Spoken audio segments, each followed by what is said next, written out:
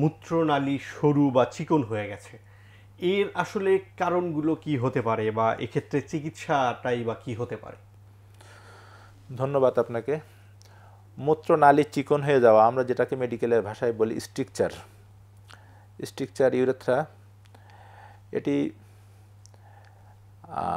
অনেকগুলো কারণ আছে। তার মধ্যে সবচেয়ে কমন যে কারণ সেটি একটা হলো ইনফেকশন, রিপিটেড ইনফেকশনের কারণে এই স্ট্রিকচার হতে পারে। আরেকটি হলো এটা ট্রমার কারণে হতে পারে। ট্রমা বলতে এক ধরনের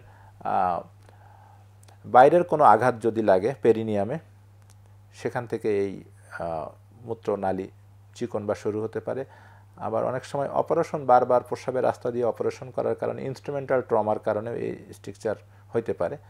এছাড়া অন্য অন্য কারণগুলো অনেক রেয়ার কারণ, তবে এই কমন এই তিনটা কারণেই বেশিরভাগ ক্ষেত্রে মূত্রনালী চিকন বা সরু হয়ে যেতে পারে। কিন্তু সেক্ষেত্রে চিকিৎসা পদ্ধতিটা কি হতে পারে চিকিৎসা বা হয়? পদ্ধতিটা নির্ভর করে আসলে মূত্রনালীর, ঠিক মূত্রনালী তো একটা লম্বা জায়গা, বিশেষ করে এই প্রবলেমটা পুরুষদের একটু বেশি হয়, মহিলাদের তুলনামূলক কম হয়।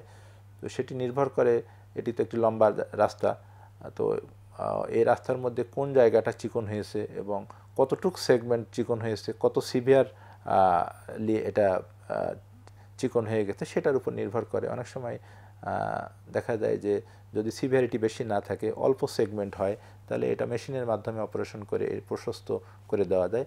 আর যদি দেখা যায় যে এটা বড় একটা সেগমেন্ট চিকন হয়ে গেছে, সেক্ষেত্রে ফর্মাল এটা অপারেশন করতে হয়, কেটে অপারেশন করতে হয়।